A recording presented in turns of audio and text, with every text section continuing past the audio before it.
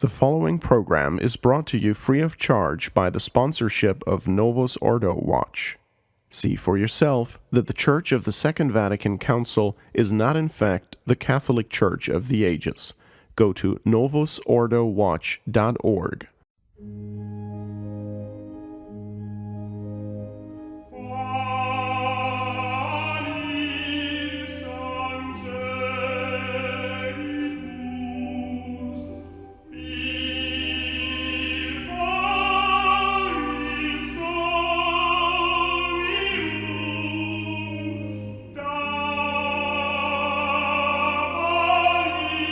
The following is sponsored by our YouTube members in the Immaculate Heart of Mary Guild tier level. This program, along with all the rest, are made possible by our members like J. Luis and Michael J., who enable us to produce truly Catholic content, as well as supporting the clergy who are vital to our work. We sincerely thank them for their support and would like to ask you to please remember them in your prayers. Oh, good day, ladies and gentlemen, and welcome to Clerical Conversations on the Crisis on the Restoration Radio Network. This is a show where we discuss with the clergy various issues in the church and in everyday life, the current crisis that we're in affects it, and what the Catholic approach and response to these various things ought to be. I'm your host, Nicholas Wansbutter, and I have the great pleasure of being joined, as always, by His Lordship Bishop Daniel Dolan, pastor of St. Gertrude the Great Church in Westchester, Ohio, and the assistant pastor of the same church, Father Anthony Cekada. So, my Lord and Father, welcome to the show, and thank you for joining us once again. Well, thank you very much. You're certainly welcome. Thank you, Nicholas.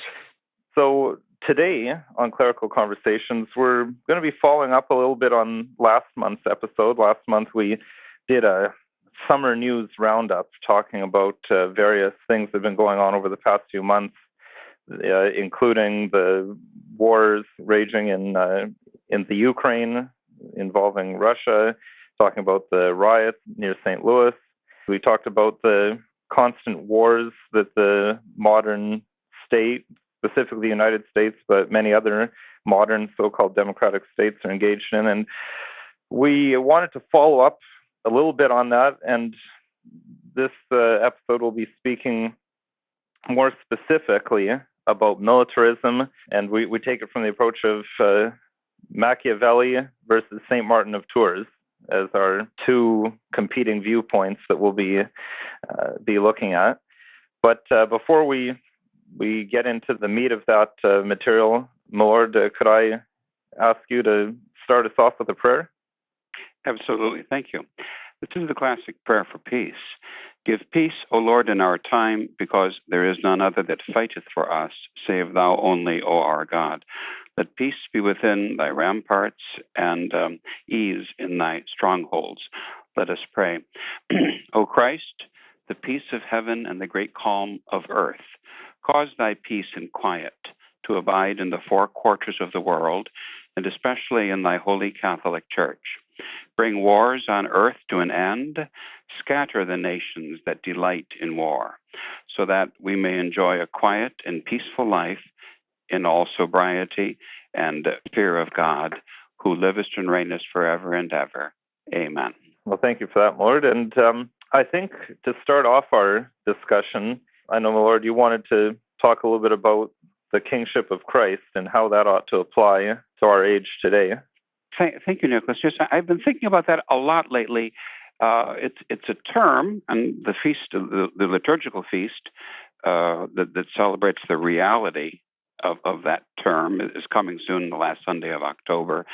But it's something which I think easily in daily life amongst those Catholics who are left in the world today could be almost viewed as the purview of maybe some internet bloggers or somebody's hobby horse. It's a term people talk about. What does it mean really, the kingship of Christ?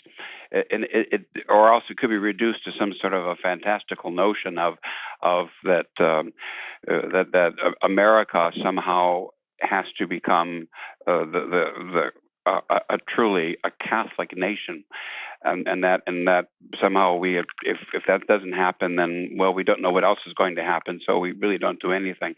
It starts with prayer. It starts with belief. It starts with the claim. We claim America. We claim the world for Christ. The idea of the kingship of Christ, I think, in our day, has after that must then start with this world view. We had the news roundup last month, so I'm thinking about this. The worldview is this: there's nothing and there's nobody that does not come under the purview of the kingship of Christ. Christ, the King, has something to say about the way, yes, he has something to say about America, the way countries are run. He has something to say about wars. He has something to say about politics and diplomacy. He's not meant to be shut up in the sacristies or on the internet, somebody's blog post. No. And we have to see it this way.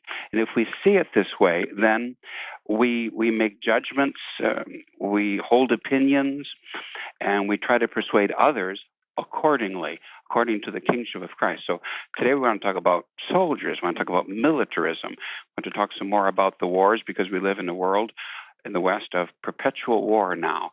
What does that mean, and why is it wicked and evil? Why have we gone over from the world of St. Martin, the world of Catholic saints and fighting for Christ the King, to the world of Machiavelli, behind-the-scenes manipulation, propaganda, and all the rest? So that's the framework, I think, in which we could talk about these things today, Nicholas. Mm-hmm. I suppose an important point to be made is, in Catholic theology, being a soldier per se, or in and of itself, isn't something immoral. Is that right? That's right, and I'm glad you brought that up right away. That's an important point to make. Catholics are not pacifists. Why is that? Because Catholics are submissive to the teaching of Holy Mother Church, and the Church doesn't teach that. She has never endorsed that. So we're not nutty in this program. I hope we don't come across as nutty left-wingers. We have our scriptures and we have our own interpretation of them, and we want to impose it on all of the world. But the reality is this: that as we'll see today in the question of the necessary conditions for a just war, wars hardly ever meet the conditions that the Church, through her saints and her magisterium, lay down for a just war. And so what we're talking about is not an opposition to war per se, which is indifferent. Could be good or could be evil, depending on the conditions, whether we ought to participate in it, support it, or whether we ought to condemn it. Most wars have been truly wicked, and most wars today are truly wicked and opposed to Catholic theology. But we're not pacifists. We're Catholics. We're fighting for Christ the King. Mm-hmm. And Father, I wonder if you could give us a little bit of an overview to refresh us on what exactly the Church teachings on just war are. Well, it's an issue and a question that has been very completely discussed by Catholic moralists and Catholic theologians. They lay down a number of conditions for a war, for it to be just, for it to be morally licit in terms of Catholic teaching. First of all, you have to have right intention. Secondly, there has to be a just cause for the war. And by just cause, they mean one that, a reason that is proportionately grave. That's one of the conditions. They're morally certain, obviously because of the terrible effects that a war has, necessary, and one that you can only obtain through war. So that is the idea of a just cause for the war. And then there are other conditions that are laid down as well. You have to avoid disproportionately greater evils that could result from going to war. And you have to take care not to cause more harm than necessary, and that you have to observe the natural law and the law of nations when it comes to war. So you can hear just from that long and highly developed list that Catholic moralists and theologians have laid down, that it's a pretty high barrier to get to the point where you can have a just war. Now, So, what sort of things would be considered a sufficiently grave cause? All right, well, the theologians speak generally in terms of some sort of a grave or a grave damage that has been done to you, or the trampling by another nation of nation A on the rights of nation B. So if nation A invades the enemy's territory, then you certainly have a right to defend against that. Or the seizure of land of a nation, let's say in another part of the world. And sometimes it is justifiable for when it is certain that there is a menace from nation A against nation B. Nation B may engage in a war to prevent that menace. Is there a restriction on how far one may go in prosecuting a war, how much force one may use? Well, they always say that it has to be proportionate. Okay. That for small or a light offense, the use of some sort of weapon that would harm a great number of innocent combatants would certainly never be justified, if indeed you could justify it at all. Question, so the idea is that you're always hemmed in. Right. You're always hemmed in. That's one thing I wonder about is the massive destructive capability of modern weaponry. Is it even possible to justly wage a war today with the type of weapons that are on hand? Well, you certainly see the terrible effects of that in so many nations, so many people that have been harmed. I suppose theoretically and practically possible to engage in a just war under the principles that we've laid down, but it's always a question of extreme care and the limitation of force. When you're using airplanes to bomb or to try to target people in civilian areas, I mean, obviously there's a real problem with that from a moral point of view, because there's the likelihood that you're going to harm people who are innocent and who should not be harmed. And then obviously nuclear war would come in here as the best example of that. Because of the broad effects of nuclear explosion in terms of hitting anything that is like a population area, and then the other bad effects of that in the long term with the ability of radioactivity and the contamination of radioactive weapons to get to parts of the civilian population. Mm-hmm. So you really have a problem justifying the use of those weapons. So it sounds to me that if you could even use those weapons, it would have to be only in the most dire of circumstances, where the not using them would result in worse things happening to the world and to the countries involved than using them would? Yes, exactly. Right. So just merely trying to shorten a war by a few months sounds like that probably wouldn't fall under justifiable use of something that massively destructive. Sure, you think of what we did at the end of the Second World War.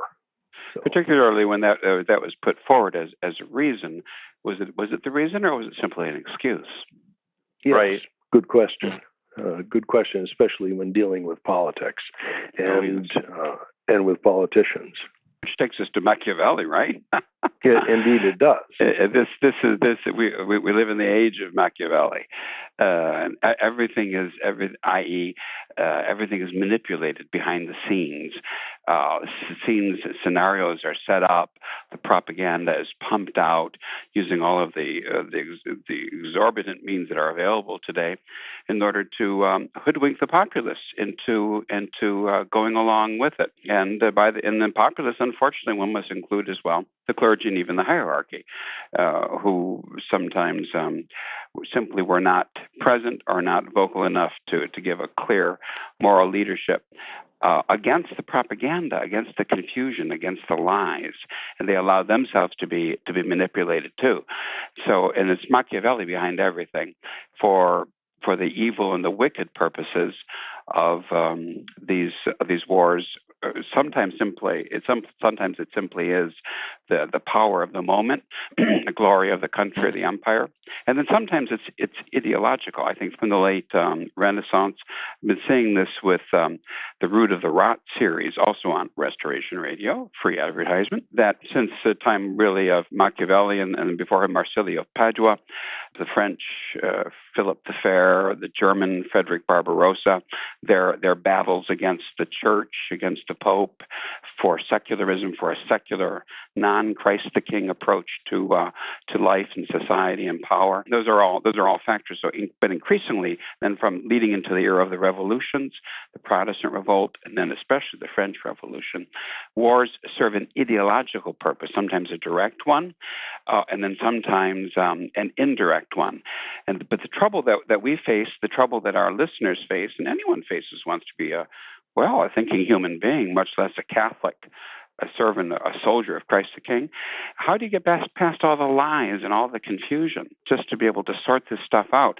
That could be a full-time task. That's a battle that all of us are truly obliged to wage one way and another. So the principles of the Catholic Church, such as we've been hearing about the just war, are a tremendous help to that. But we also need to look at some way of getting beyond the Machiavellian puppeteering, puppet pulling of propaganda and the attack on the mind, the attack on truth itself, that's used pretty shamelessly by those who have power. Mm-hmm. And it's the aim of that, of course, is to try to portray the cause for whatever is the war du jour as a just cause. Yeah. And the power of modern propaganda to move people's minds to accept accept a cause that is essentially immoral is very, very powerful and almost overwhelming, because we live in this media age, this age where communication is instantaneous, this age where the different communications media can be used in a very powerful and a very convincing and a very manipulative way. So our masters, as it were, in the political order, realize this and try to spin their particular causes for war as just and as reasonable. But we have to, again, I think we talked about this before, but look at what we see through the prism, through the lenses of the Catholic faith, and realize that the ways and the aims of politicians in the world, the political, military, media, legal, industrial complex, that their means and their ends are far different from those who seek the kingship of Christ. Mm-hmm. So we have to have complete skepticism, and one might almost say a sort of cynicism towards this manipulation that we're subjected to from this giant propaganda complex. As Catholics, we have to look at it differently and filter everything through the faith. And I think a good point to keep in mind is people need to remember who our rulers are today. This isn't 1,000 years ago when everyone had Catholic rulers, and they might not all have been good Catholics. In fact, probably a great many of them weren't very good Catholics, but they still knew right from wrong, and they still had some limitations placed upon themselves. And some fear of God, and an excommunication meant something to a lot of them, whereas our rulers today are not even remotely Catholic. And so that should be right there a reason for great skepticism and careful analysis of anything that's going on. The skepticism needs to be, as Father says, has to be the order of the day. It truly must. And as you say, Nicholas, because our masters it's not that they're not the good men that they portray themselves to be. It's that they're antichrists. They are, all of them, for a totally anti-Christian order, or rather disorder in society. They use the wars, as we've talked about this on Restoration Radio many times. We hit upon this theme. They use the wars in all sorts of different ways, for social manipulation, for class control, for setting up for a new war, so that we can live in the era of perpetual war, for the taking away of just individual liberties. And it's so sad to see. It really is, isn't it a tragedy to think of Catholics, we call them traditional Catholics, true Catholics, who really keep the true faith and the true Mass, who are totally taken in by all of this propaganda. How sad that is. And it's our job then, fighting for the kingship of Christ, to try to open up some eyes at least.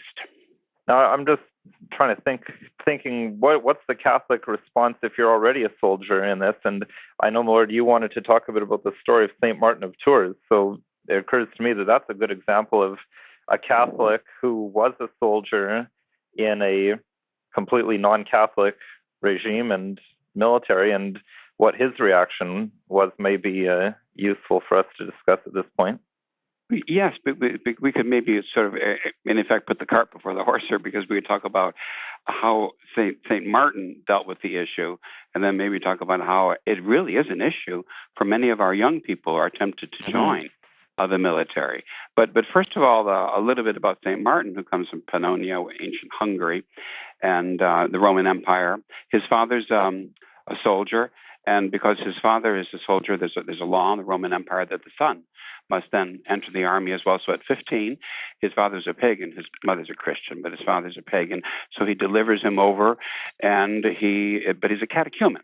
He's not baptized yet, according to the custom of the day, and he enters into the army, which is a totally pagan world. Pagan, everything is pagan, and he enters into the army as a true Christian catechumen, and so he's got his servant, because you didn't do, everybody had servants. He had his servant, but he served a servant because he was a Christian, and the other soldiers thought this was hilarious. They hooted and they howled and they mocked him and all the rest of it, because he actually put his faith into practice in this very pagan world, in the immoral pagan world. And then everyone, of course, knows the story about cutting his garment in half by the cold, shivering beggar outside of the city of Amiens, and our Lord appearing to him that night and saying, "Martin's only a catechumen, but look, he's clothed me with his own garment." Then after that, the next thing is interesting. He seeks out baptism because of this grace and the apparition from our Lord. He knows he can't delay it any longer, even though he's in this pagan world. There's the Roman army is in Gaul, is facing a German invasion. Germanic barbarians are almost at the gates of the city. Julian, the emperor, who happens to be Julian the Apostate, comes to town to stir up the troops, and he's summoning everybody on the eve of the battle to receive a bonus, a soldier's bonus, to ensure that they will fight well and bravely, and that the Roman Empire will obtain. So it's a just cause. They're repelling a pagan or barbarian invader. They're defending their territory. But it's a pagan world, and he's torn in conscience. There's not only a pagan attitude about everything, but also literally the worship of the emperor, the worship of the labarum, or the battle standard. And in conscience, he can't go along with that paganism because he's baptized. So when he's called before the emperor to receive his bonus, he says, "Miles Christi sum, mihi pugnare non licet." And the story, I'm the soldier of Christ now. I can't fight. It's not allowed for me to fight. And so they accuse him of being a coward. And he says, no, I'm not a coward. It's not a question of that at all, but I'm a soldier of Christ now. It's everything. I'm baptized. Everything's different. And then the emperor orders him to be imprisoned and to be put in the. He himself then offers. He says, "Put me in the front lines of the battle tomorrow, and I'll show you that I am no coward." And the emperor takes him up on it, and so the next day he's to stand in the very front lines against the Huns, the barbarians, and the barbarians, curiously enough, that day make peace. There is no battle. There's a treaty, and the war is over, and the apostate Julian rides off, and our saint then seeks to serve our Lord, and eventually he'll be a monk, and then the bishop of Tours, the great apostle of France. But that's a telling phrase. I'm a soldier of Christ now. I'm not allowed to fight. In other words, in this pagan world. And his story, I think of the story of many saints today. So we're recording this on the feast day of Saint Francis of Assisi. Like many saints, he was in the army and was, in effect, like many young people today in the army, he was traumatized by what he saw. And it really changed. He came back really sick from some little war, local war in around Assisi, and it really changed. They say it changed him. It changed his life. It almost changed his personality. And our Lord used that, as He did with many saints, for His own holiness, His purification, and to promote God's glory. But Saint Francis had to get out of the army too. He was all equipped and ready to go. And it was a war that the popes were involved in. It was some useless war, to get somebody as emperor in Sicily, something like that. And he gave everything away and just rode away. He realized it was wrong, that it was wasteful. This wasn't God's will. So that's these are some of the examples of maybe the science of the saints about all of that.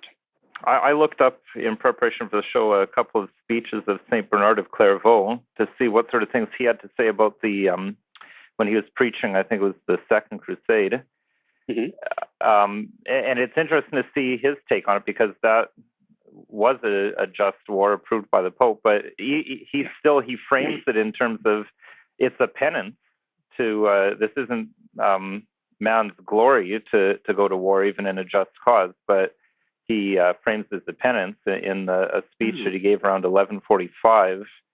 One of the things that he says, "Clothe not yourselves in sackcloth, but cover yourselves with your impenetrable bucklers. The din of arms, the dangers, the labors, the fatigues of war are the penances that God now imposes upon you. So that let your deliverance of holy places be the reward for your repentance." And he speaks about how, because of the great sinfulness of the age, that's why God has given them this penance, that they have to go and fight against the Mohammedans in the Holy Land to rescue the holy places. Father Cekada and I were talking about that today. What would be some historical or Catholic examples of a just war? And some of the Crusades, certainly the Crusades as they were conceived by the saints, by Pope Urban II and Saint Bernard of Clairvaux, they were in theory just, and sometimes it was actually carried out. But all of the wickedness of men and of warfare, I would liken it to the truth, the moral truth, that there are occasions that do call for a justified anger. And sometimes if you don't show a certain anger, modified kind of anger, it will be wrong or sinful on your part. I mean, there are occasions that call for war, and if you didn't fight in the war, that would be wrong or sinful too. But once you unleash the dogs of war, oh boy, I guess that's Shakespeare. Once you unleash the dogs of war, you've got trouble. And you see that even in these Christian wars, how often they went astray. And how often it was just looting and carnage and wasted lives and scandal. And the pure ideal is there, but it's very hard to attain that. So examples would be some of the great Rosary battles and the Rosary Crusades, starting with Murray and Saint Dominic against the Mohammedans, France, Spain. And then some of the great rosary battles, Lepanto, for example, we'll be having October, the month of the Rosary, October 7th, the anniversary of the victory of Lepanto. September's anniversary of the Battle of Vienna with the Polish King Jan Sobieski was glorious. But they were glorious and they were Catholic. And so the soldiers had to go to confession. They prayed the rosary. They went to Mass first, or their king led them in the worship of God first. On his knees, the king insisted he serve Mass. And then these were, because they were fought for God, for his glory, for a just cause, and with God. They were successful, sometimes against tremendous odds. So no, to answer the original question, we Catholics are not necessarily, we're not pacifists. That's something that somebody made up, that's yet another error or falsehood. But we're Catholics, but we're soldiers of Christ. So you can fight sometimes, but it has to be done according to Catholic theology. Mm-hmm. And one of the other things. Sorry, go ahead. One of the other points, going back to the Crusades and the justification for good war and so on. So in the case of the Fourth Crusade, it ended up in a very, very immoral state, as it were, because it was used politically to bring down the Empire of Constantinople, to bring down the city of Constantinople, and to loot it. So you had you had a war that started out as theoretically just for the freeing of the holy places, and it was the crusade was proclaimed by Innocent III, Pope Innocent III, but then you had it completely diverted in practice to an end that was immoral. Mm-hmm. So I suppose this is proof, if anything, of the care you have to exercise when it comes to justifying and promoting a war, because it can get out of control and very immoral things can result from it. Just a bit of a sidebar on the sack of Constantinople, though. I certainly, it was condemned by the Pope of the time. He was horrified by the fact that this had happened. But I do think, just in fairness of the record, it's not quite the way it's portrayed, though, by a lot of popular histories, and certainly the way it's portrayed by the Orthodox, who try to use that situation as a justification for their ongoing schism. Because they try to portray it as, the Crusaders just sacked Constantinople because they hate Orthodox people, and this just proves how evil Latin Catholics are. I mean, it was diverted off its true course, but the way they got diverted is that, of course, Byzantine politics being Byzantine, there was a deposed emperor who offered to help the Crusaders get to the Holy Land, and he was going to give them all kinds of money and troops to help them be successful in their crusade if they helped him regain his crown. And so that's how they came to be at Constantinople in the first place, and they did help him get his crown. And then when he didn't deliver is when things went really awry, because then they were getting impatient, and then the Byzantines decided they didn't like having all these Latin people there, and they were going to try and kick them out, and then things went completely off the rails. I think that's a worthwhile history lesson, Nicholas. It's very, and doesn't that illustrate the bigger point of our discussion today? That is to say, the goals, the politics of men, their desires for power, in effect, and the money manipulation too. All of these things get in the way of the kingship of Christ. Right. Yeah, and they lost sight of their objective and got caught up in this deal with the emperor. If they had just taken the high road and figured, okay, well, we got him his crown back, he gave us partial payment, and he'll get us to the Holy Land, let's continue on, then it could have all been avoided. But yeah, I think you have to. I think could one almost say it's a lovely idea to have a war today, but let's not do it until we have a saint to lead us. You need a saint or two hanging around, and to give the example, to give the charismatic leadership, the holiness of it, and certainly Our Lady most of all, the Queen of Angels. You need her, and if you don't have these things, it's just going to run amok, and it almost always runs amok. even with Catholics, under the best of circumstances in the ages of faith. Look at these stories, how awful they are, and much less today, the 21st century or the 20th century, yesterday. My goodness. Right. It seems you could say that war is almost, it's something that gets out of control so easily that it's something you have to be very, very careful to even let out of its cage in the first place. Absolutely. Well, it's like anger. It's like St. Francis de Sales talking about anger. It's just be very, very careful before you let it out of its cage, because it prowls about like the devil and seeking whom he may devour. Mm-hmm. But tell us about your experiences, and let's talk a little bit about what the war machine does to our youth as it absorbs them into these modern armies of the modern so-called democracies. Right, yeah, and I think that's something very important to talk about, because I know more than a few young traditional Catholics who've been lured into joining armies of various countries. I think it's something that is attractive to young people. I know I wasn't a traditional Catholic yet, but I was attracted to it because you have that sense of patriotism.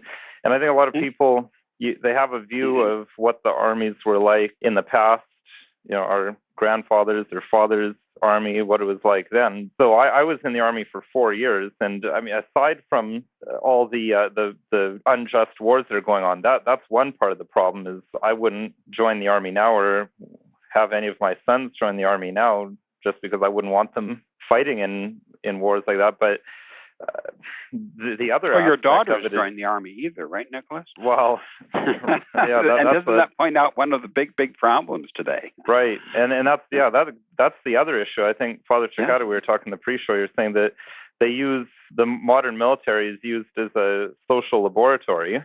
Yes, that's become very much the case with the American military. It is a giant social lab for experiments with society, in a way of it's because you're under orders in the army and there are policies and regulations. The so-called politically correct principles of modern secular politics and modern secular society are enforced on those who join the military. And heaven help you, obviously, if you try to go against those principles.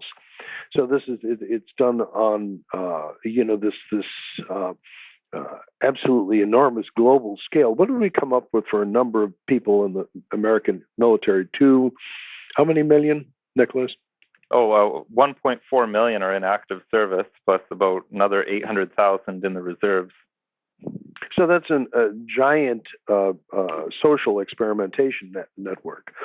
And the use of the American military as a lab like that started to come about in the 1960s.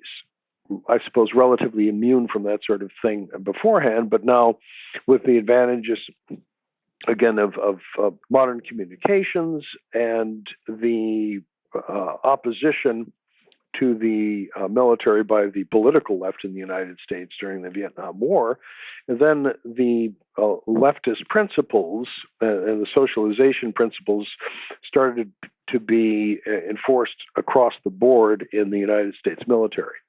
And then, of course, everyone else takes the cue from our lead and does the same things with their military institutions. So it's really in that sense, even apart from the perspective of whether or not the U.S. military conducts just wars or unjust wars, it's very bad from that point of view because of the immoral principles it tries to inculcate into those who join it. Mm-hmm. What are some examples of immoral principles in action? The idea of the mixing of the sexes. Mm-hmm. That this astounding idea that you should have men and women fighting alongside each other. That the vocation of a woman is not to be a wife and a mother, but to be part of this military machine. So there's that difficulty. Then there's the promotion of immorality, sexual immorality, because of the mixing of the sexes, and the idea that it's something which is a constant occasion of sin. It's a denial of fallen human nature to say that it isn't. And then the third part of that is to, in effect, run down the role of the man, run down the role of the male, to put him on exactly the same level and same function in society, and then to punish him, to put him in an occasion of sin, and then to punish him for when the effects of fallen nature start to take over, and he becomes inclined to sin. So I mean, you see the whole process there, how terrible it is in that just that one instance. Mm-hmm. And Father, if I could just, I'll perhaps throw in some of my experiences. I can say that what you're saying isn't just theory, and it's no joke. That's exactly what happens. I would just preface my remarks. The interesting thing about the Canadian Army is as with many things Canadian, there's a lot of paradoxes involved there.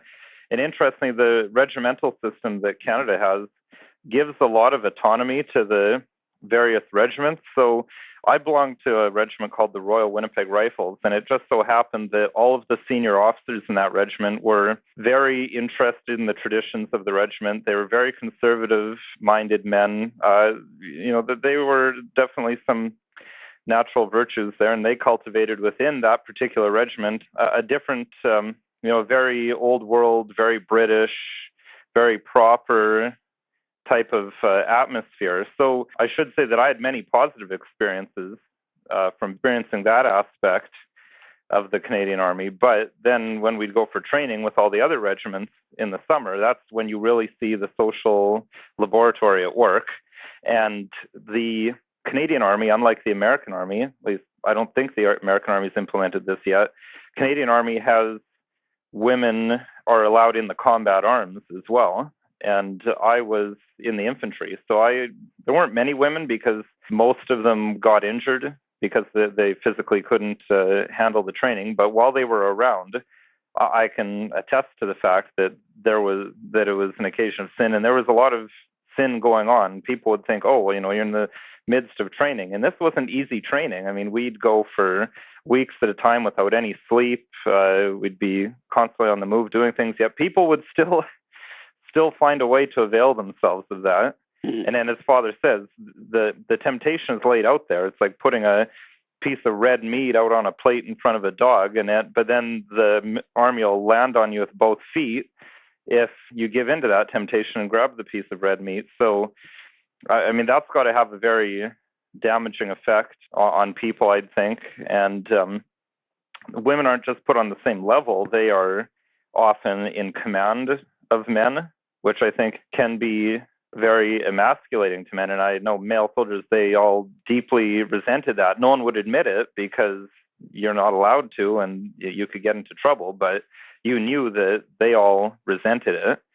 Yeah, it just gives a whole host of problems. And I think another factor worth pointing out is there's no such thing really as non-combat arms in the modern military. I know some young ladies that thought they wanted to be nurses or X-ray technicians or ultrasound technicians, but they figured that, well, I'll go work in the army, at least in Canada, because ironically, abortions are not done in army hospitals here. So I've known some people, some young ladies have thought, oh, well, I'll go be a nurse in the army because then I don't have to have anything to do with abortions, but I can still be a nurse. But the thing is, in the modern military, at least in the Canadian Army, even nurses need to do the same basic training as an infantry person. They still wear the same uniforms, so it's not like they're wearing a nice, modest dress. They're wearing the same army fatigues, which are cut for men.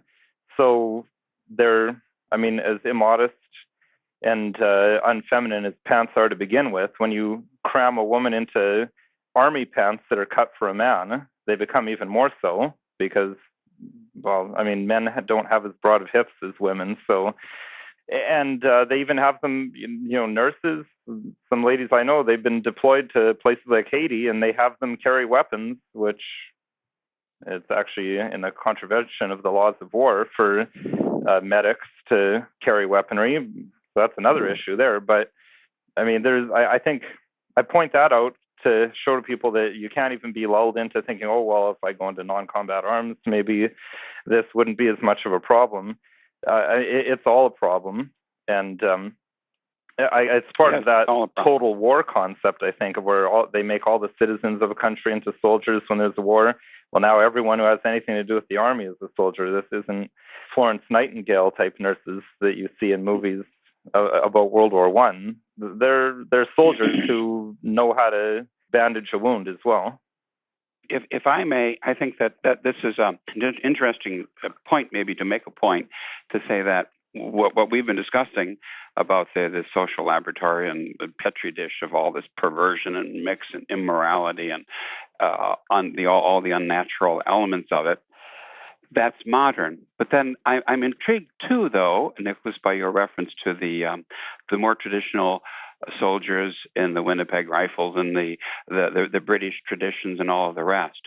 I think we need to make a point, the viewpoint of the kingship of Christ, that too is, and this is the more dangerous of the two. We obviously can reject what's going on in the modern army, but that's the old army, and that's naturalistic too, and that's those are for wars that serve no purpose, for unjust wars, for the glory of the empire, to establish an empire, the British Empire once, or today the American Empire, and for its glory, and just because I think there are so many things that are sort of classically or historically worldly and excessive in their worldliness, that because they come across as traditional, they have a certain glow. They're attractive to us, especially as traditional Catholics.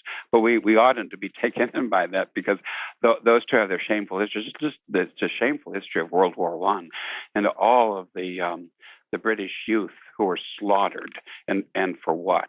And for nothing, and to establish yet another war, World War II, and to establish the modern so-called democracies throughout the world.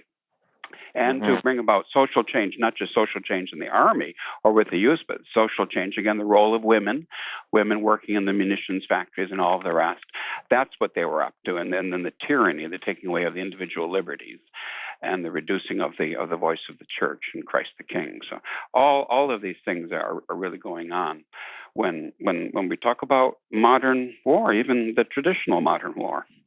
Right. Yeah, I think that's an excellent point, Millard, because as you say, even when the army is more traditional, it's only, traditional is probably a wrong word, conservative. It's conservative of at most 100 years ago, which was still well into the atheistic, liberal, non-Christian milieu, as it were. Yes, exactly. And because of that, we have to identify these things as evils too, and not really be taken in by them. But I wanted to talk about too, if I may, a little bit. I have this idea that you talked about the paradox that you saw in many aspects of Canadian military life. I think for the soldiers today, Americans for sure, doubtless Canadians as well, there's a real paradox. Partly is and this is partly the effect of the propaganda machine. On the one hand, the soldiers are held up. They are glorified and honored, sometimes even in churches. There are entire services or Sundays dedicated to the flag and a national holiday or another, and the soldiers are constantly being held up as those who protect us. They protect our democracy.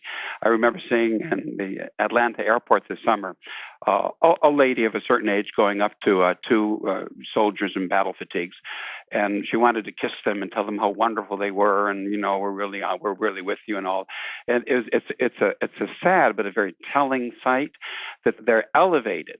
But I think that this elevation, these honors, and the glory that they give to soldiers is a little bit similar to the elevation, the honors, and the glories that would be given to gladiators before they go in to fight to the death in the Colosseum for the entertainment of their betters, or human sacrifice. I think of the victims in some pagan human sacrifice, and how the Virgin is dressed and paraded with flowers, or the victim is well fed for months in advance, and then comes the blow. They're put to death. I think that's how soldiers are treated today, and I think that that our masters have some sort of a mental manipulation in mind for this. And the tragedy of it is that many of the young people, even our traditional Catholics sometimes, for want of a firm idea of what they're going to do with their lives, are drawn in by this propaganda, and they're willing to sacrifice not only their lives, that would be bad enough, but to sacrifice their souls. Because you've been talking about the horrible occasions of sin that are to be found there. So they sacrifice everything. And for what?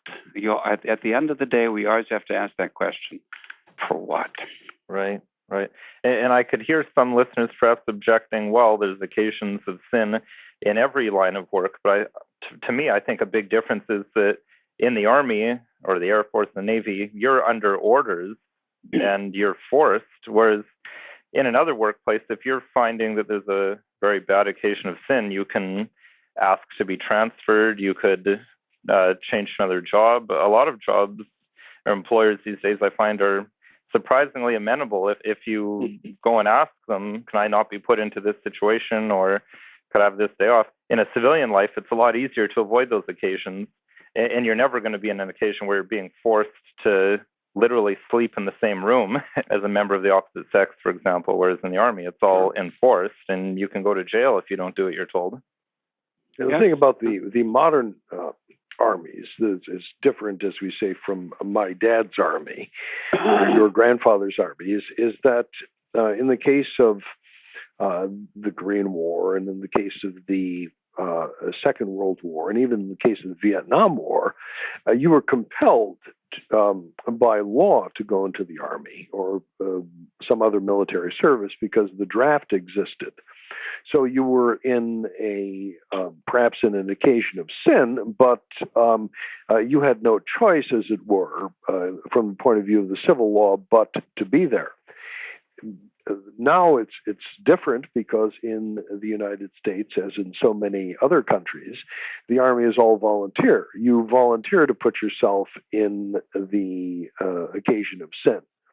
Perhaps in the case of many of our young people, they don't quite realize what they're getting into by volunteering. But in the practical order, you are putting yourself into the occasion of sin. It's a double jeopardy, isn't it, Father? You're duplicator. Two ways you're cannon fodder, not only for whatever the current war du jour is, but you're also cannon fodder for your own soul and your own morality, because they're going to attack that too. And after all, to build up the spirit of esprit de corps, they're going to tear you down, and then they'll build you up again to make you that new man. But it's not a new man in Christ. It's a new man for the Army, or a new woman for the Army, who's got very little in the way of connected morality, even natural morality. That's just gone. So I think they take our poor, they take our uneducated, they take the hopeless, and they put them into the Army, and they put them into an Army uniform, and they're marching to the way of this brave new democracy, which is the tyranny of tomorrow. And could we even include police in that when we're talking about these careers? I mean, maybe not to the same extent, but I could see a lot of parallels, as you're saying that, my lord, especially given the ever-increasing militarization of the police. Well, because the police forces, especially in the States, the police force has been significantly militarized, and they say that both the Army appeals to those who want to fight. So, after all, you have to give them something to do. Then, if they're trained to fight, well, let's have them fight. So let's have a war. And the military, the police force appeals. I just read this in preparation for the show. Somebody was opining that the police force appeals to those who, in effect, don't really want to hold up very much in the way of decent values, aggression and deceit, because you see that more and more in the police forces, and sort of totalitarian power at your doorstep, or stopping your car. The police force appeals to some characters like that, and now that it's militarized, it has become even worse. So certainly we could include them in that. And what a shame that is. These who should be our servants, those who should be a role model to our youth, are far from that today. Far from that. And it seems that I don't know exactly what goes on in police training nowadays, but they must be doing some of the similar things that your lordship described about breaking the individual down and rebuilding them in the mold they want, because they seem to be getting more and more to the point of whatever they're ordered to do, they'll do it without question. And that's how police can be used to really start oppressing the population, because they'll just do things without question. Even if off the record they might say to you, yeah, I agree, that abstractly they would say, yeah, that's bad. But if they're on the street and they're told to do it, they'll go and arrest that person that they know there's no evidence for. And then it's a short. Then it's this may be your experience sometimes in a courtroom, I don't know, but then it's a very short road from there to actually lying on the stand, to lying under oath about yes, it's because it's expected of you. This is the esprit de corps. This is the policy. We need you to do this, and you do it. So you something, as they say, something inside you dies. Some little bit of natural morality just goes away now. Father, as you were talking about conscription for the Vietnam War, Korean War, etc., I was just wondering, are there circumstances under which a Catholic would be permitted or required to refuse to respond to being drafted and go to jail instead, or are Catholics never so-called draft dodgers? Honestly, the difficulty with regard to the civil law in the United States is if you're a conscientious objector, the only way to obtain that status and to be excused legally, or the only way you could be excused legally under the draft laws was, on religious grounds, was to demonstrate somehow that your religion objected to all wars, not just a particular war. So as regards Catholics, you had since the church has not been pacifist, does not have a pacifist doctrine, you really could not excuse yourself on those particular grounds. But I suppose in the case of if you're being drafted to fight a war that you understand is clearly immoral, then you would have to resist. But I think the obligation to resist would be present only if it were something that was absolutely clear. So it's largely a theoretical question in the present situation. I guess especially since we don't have a hierarchy to make a proclamation. Have there ever been cases that you're aware of where Catholic hierarchy, like a local bishop or someone, has said that a certain war was immoral and forbidden the faithful in his diocese or a certain area from taking part in it? The only thing I'd be familiar with is the United States, and I've not come across that in the United States. It's possible that existed in history somewhere, but I really don't have any information on that. I think sometimes there were priests who preached against it, but if a bishop opposed, or say like in Nazi Germany, he generally did so as Pius XII did, that is to say, in very guarded and indirect language. And that was really one of the problems with the rise of the modern war machine in the United States, was that the bishops, either individually or collectively, never did speak out. They just went along. They just went along with the program. And there's always a way to modify those things and to parse it so that so you end up without having to really take a strong position. But that leadership for Christ the King, on the part of the hierarchy, that was their duty in the face of naturalism, resurgent, demanding naturalism, the god of the state, the god of militarism. I think we can fairly say that leadership has been largely absent. maybe in American history, there were a few bishops, for example, who opposed the Civil War, who opposed Abraham Lincoln, who opposed the obligatory conscription, and they saw what Lincoln and the federal government and what it was up to, and they opposed it. But then there were other bishops who readily followed the program, but most bishops generally are just cowed into silence, I think. Can I, before we conclude, may I impose upon you to, of all things, and here we're talking about militarism, to read a poem. This is if you would, I think it sums up a lot of what I'd like to say or hear said on this topic as we deal with it again this month of militarism. The poem is called "The Battle of Blenheim," and it was written by a Robert Southey, who died in 1843. The Battle of Blenheim took place in Bavaria in the year 1704. The French and the Bavarians were defeated by an alliance of the English and the Austrians. And the English were under, at that time, the Duke of Marlborough and a certain Prince Eugene. Bavarians and the French lost about 30,000, and the English and Austrians only 11,000. And they say this broke the power or the prestige of the Sun King, of Louis XIV. And for some, I suppose that would have been victory enough. But the poem, as only a poem can do, the poem points out the moral of kings who fight for more power and more glory, and it leaves the peasants to flee from burning homes, and it leaves behind the skulls of all of the thousands of soldiers who gave their lives. And the peasant grandfather, he only knows that it was for a great victory. So this is the Battle of Blenheim.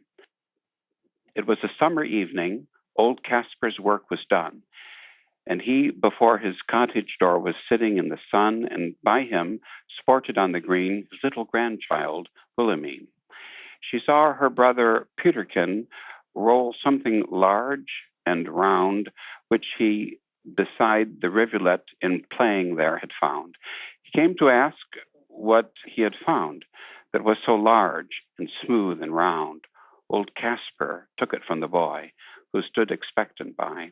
And then the old man shook his head, and with a natural sigh, "'Tis some poor fellow's skull," said he, "who fell in the great victory. I find them in the garden, for there's many hereabout, and often when I go to plow, the plowshare turns them out. For many thousand men," said he, "were slain in that great victory." "Now tell us what 'twas all about, young Peterkin," he cries, and little Wilhelmine looks up with wonder-waiting eyes. "Now tell us about the war, and what they fought each other for." "It was the English," Caspar cried, "who put the French to rout. And when they fought each other, but what they fought each other for, I could not well make out. But everybody said," quoth he, "that 'twas a famous victory. My father lived at Blenheim then, yon little stream hard by. They burnt his dwelling to the ground, and he was forced to fly. So with his wife and child he fled, nor had he where to rest his head. With fire and sword the country round was wasted far and wide, and many a childing mother then and newborn baby died. But things like that, must be at every famous victory. They said it was a shocking sight after the field was won, for many thousand bodies here lay rotting in the sun.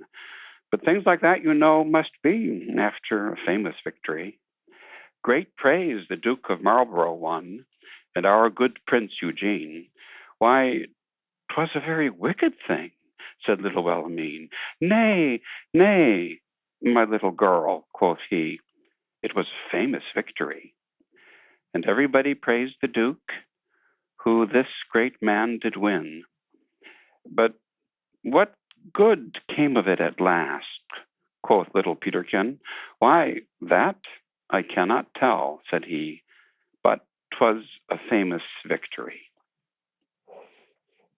Yeah, Magnificent.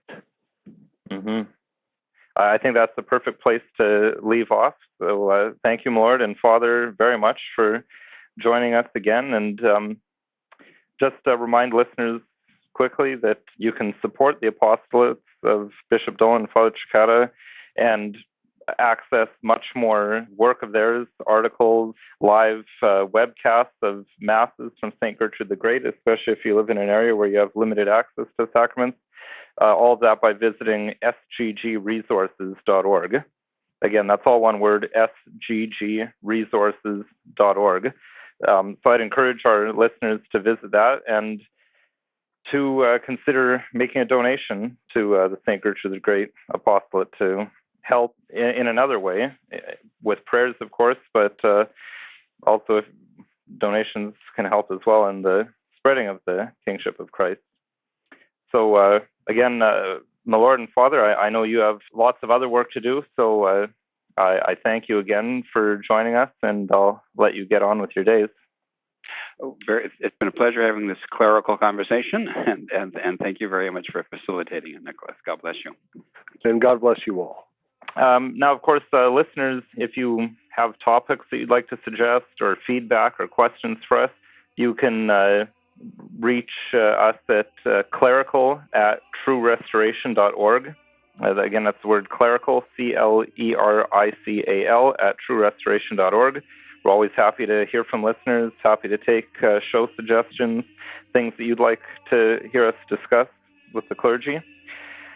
And all of us here at the Restoration Radio Network would ask that if you found this show to be informative, helpful, or in any way beneficial to you and your faith, that you please consider sending a note of thanks to the clergy who help make our network worthwhile. In addition to the prayers and the donations that I posted earlier, it's always great for the clergy to receive that note of thanks, to know that their work is appreciated. And please think of offering a Mass, a Rosary, or even a simple Ave for our work the next time you pray. For the Restoration, I'm Nicholas Wansbutter. Thank you once again for listening, and until next month, may God bless you. This program was brought to you free of charge by the sponsorship of Novus Ordo Watch. See for yourself that the Church of the Second Vatican Council is not in fact the Catholic Church of the ages. Go to novusordowatch.org.